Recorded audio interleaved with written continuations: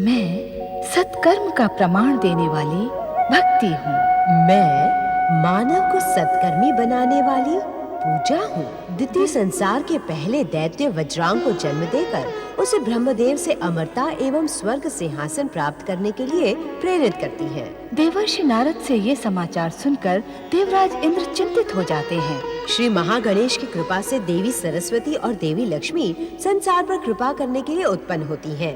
देवी लक्ष्मी भगवान विष्णु के सम्मुख बैकुंठ में प्रकट होती है।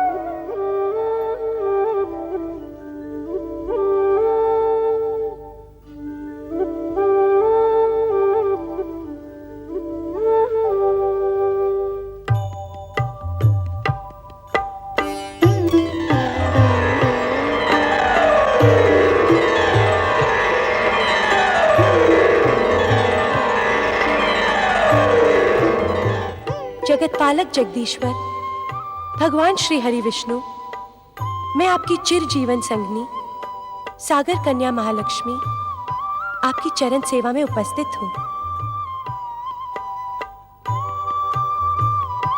हे करुणा के सागर श्री हरि, तनिक अपने कमल नैनों को कष्ट दें और इस चरणदासी पर अपनी कृपा करें।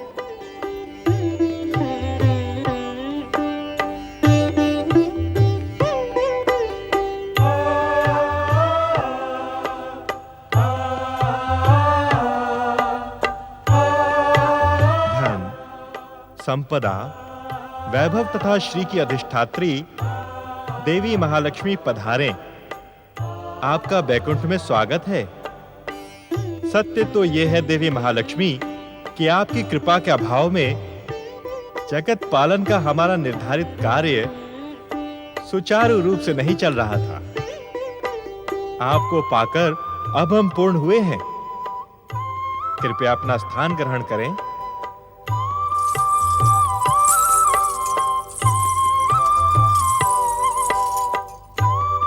तो मैं हुई हूँ स्वामी। हम दोनों ही पूर्ण हुए देवी लक्ष्मी। पधारें, हम दोनों मिलकर सृष्टि पालन के पावन कार्य में अपना योगदान दें।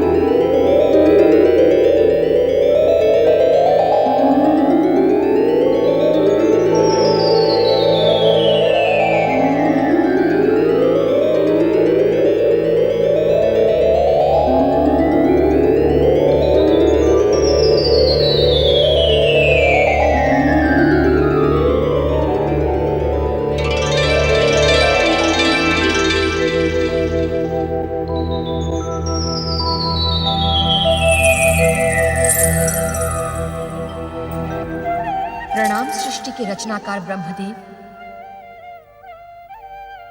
मैं ज्ञान विज्ञान विद्या और कला की अधिष्ठात्री सरस्वती हूँ।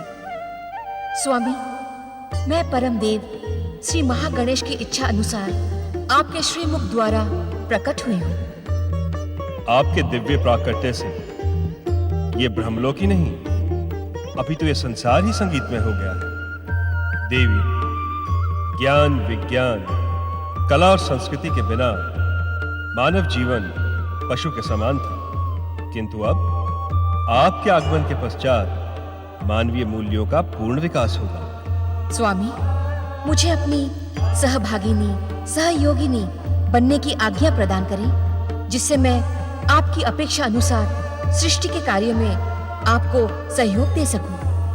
परम देव श्री महागणेश की प्रेरणा तथा इच्छा से तुम हमारे शरीर से प्रकट हुई हो। वास्तव में तुमने प्रकट होकर हमारा अकेलापन दूर कर दिया है। तुम्हें पाकर हम धन्य हैं देवी। अब अपना आसन ग्रहण करें।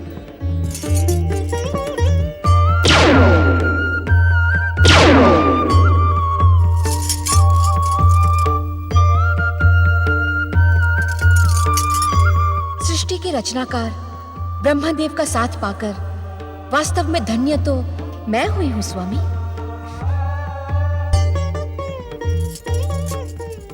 सृष्टि के रचनाकार ब्रह्मदेव का साथ पाकर वास्तव में धन्य तो मैं हुई हूं स्वामी। सत्य तो यह है देवी सरस्वती कि हम दोनों ही एक दूसरे को पाकर धन्य हैं। सृष्टि रचना के कार्यों में अब हमें आपका सहयोग मिलने के साथ संसार को अपने विचारों की अभिव्यक्ति का नया माध्यम मिलेगा। अर्थात भाषा को माध्यम बनाकर अपने विचारों को प्रकट करने वाला मानव आज के पश्चात कला और संस्कृति को भी अपने विचारों को प्रकट करने का माध्यम बनाएगा। वीणा को धारण करने के कारण आपको यह संसार वीणा पाणी कहेगा। वाणी की अधिष्ठात्री देवी होने के कारण आपका वाग्देवी नाम सार्थक होगा। आपकी उपस्थिति से ब्रह्मलोक का वातावरण संगीतमय हो गया है। इससे सृष्टि रचना का कार्य अधिक सुगम हो गया है। नारायण नारायण।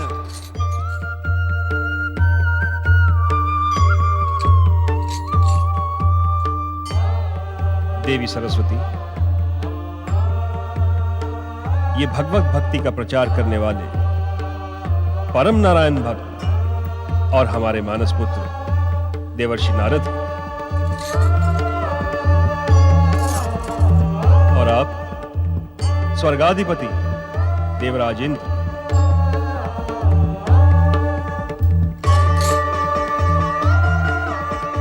नारद, आज्ञा करें परमपिता। देवी सरस्वती ज्ञान, विज्ञान, विद्या और कला की अधिष्ठात्री देवी है एवं तुम्हारे लिए माता के समान है।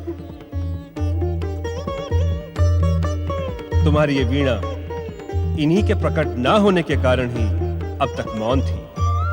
अब ये मुखरित हो उठेगी।